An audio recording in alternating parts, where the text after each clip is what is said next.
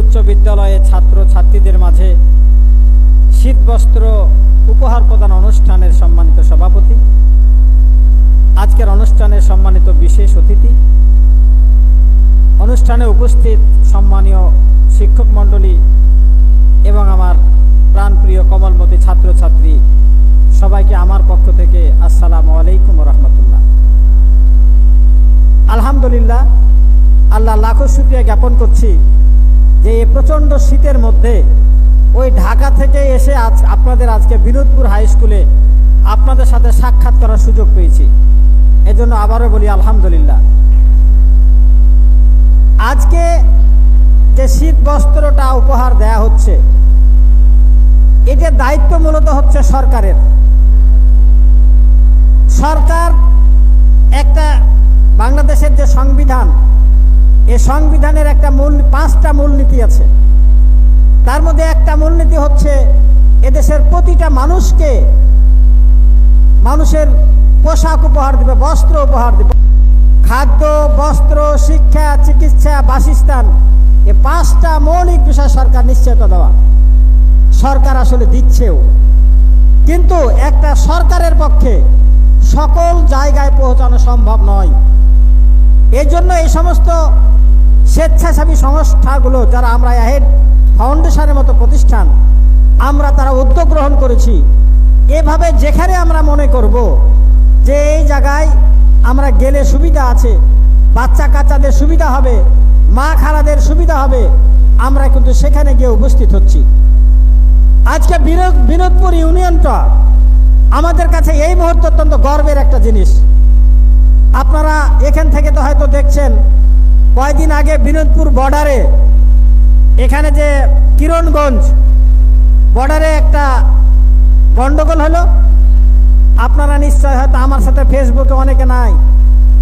আমাদের এই গন্ডগোলের প্রেক্ষিতে চাঁপাইনবাবগঞ্জ শিখগঞ্জের একজন মানুষ হিসাবে, সন্তান হিসাবে জাতীয় প্রেস ক্লাবে দাঁড়িয়ে আমরা এর প্রতিবাদ করেছি। আমরা সরকারকে আলটিমেটাম দিয়েছি, যদি আর বাংলাদেশের কোনো সীমান্তে কিংবা শিবগঞ্জের কোনো সীমান্তে যদি আর একটি হত্যা হয়, তাহলে আমরা লং মার্চ করে ভারতের উদ্দেশ্যে রওনা দিব। আজকে বিনোদপুরবাসী, এই চোকা, কিরণগঞ্জ, আপনারা যে ভূমিকা রেখেছেন, এর জন্য আমরা গর্বিত। আমি ছাত্র ছাত্রীদের প্রতি আহ্বান জানাই, দেশের স্বাধীনতা সার্বভৌমত্বের প্রশ্নে এই ছাত্রদেরকে অগ্রণী ভূমিকা রাখতে হবে।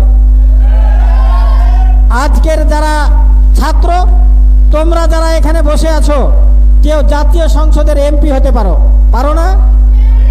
কেউ দেশের প্রেসিডেন্ট হবা, কেউ দেশের প্রধানমন্ত্রী হবা, কেউ মন্ত্রী হবা, কেউ হেডমাস্টার হবা, অস্বাভাবিক কিছুই নয়। এজন্য তোমাদেরকে প্রস্তুতি নিতে হবে। কেমন প্রস্তুতি? পড়ালেখার দিক দিয়ে সবচেয়ে পড়ুয়া হতে হবে, সবচেয়ে ভালো ছাত্র হতে হবে। বিনোদপুর স্কুলে যে সুনাম এবং সুখ্যাতি আছে, বিনোদপুর ইউনিয়নের প্রতিষ্ঠানগুলার, আমি অন্যান্য প্রতিষ্ঠান সম্পর্কে খোঁজ নিয়েছি, তাদের যে আদর্শ, তাদের যে শৃঙ্খলা, তাদের ছেলেমেয়েরা যে মেধার স্বাক্ষর রেখেছে, এই স্বাক্ষর অব্যাহত রাখতে হবে। আমার 2 নম্বর কথা হচ্ছে যে সম্মানীয় শিক্ষক মণ্ডলী কথা বলেছেন যে আজকে যে অ্যাহেড ফাউন্ডেশনে কাজটা করছে, আমি যে সুপ্রিম কোর্টের আইনজীবী, এখান থেকে আপনারা যে যেখানেই থাকেন না কেন, ভবিষ্যতে আপনাদের পজিশন থেকে এলাকার মানুষের জন্য, এলাকার মা বাবার জন্য, এলাকার মা খালার জন্য, এলাকার ছাত্র ছাত্রীদের জন্য ঝাঁপিয়ে পড়তে হবে।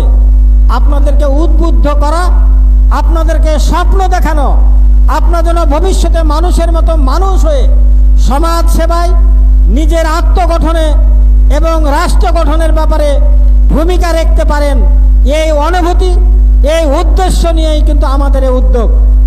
আশা রাখবো আপনারা আমাদের উদ্যোগের সাথে একত্রতা ঘোষণা করবেন, আপনারা মেধা স্বাক্ষর রাখবেন, জাতির ক্রান্তি লগ্নের আপনারা কাণ্ডারির ভূমিকা পালন করবেন, এই আশাবাদ ব্যক্ত করে আজকের স্কুল কর্তৃপক্ষ, বিশেষ করে বিনোদপুর স্কুলের প্রধান শিক্ষক, বিনোদপুর ইউনিয়নের সম্মানিত শিক্ষক মণ্ডলী, আজকে অ্যাহেড ফাউন্ডেশনের সহযোগিতায় যে ঝাঁপিয়ে পড়েছেন, এজন্য আপনাদের কাছে আমি চিরকৃতজ্ঞ।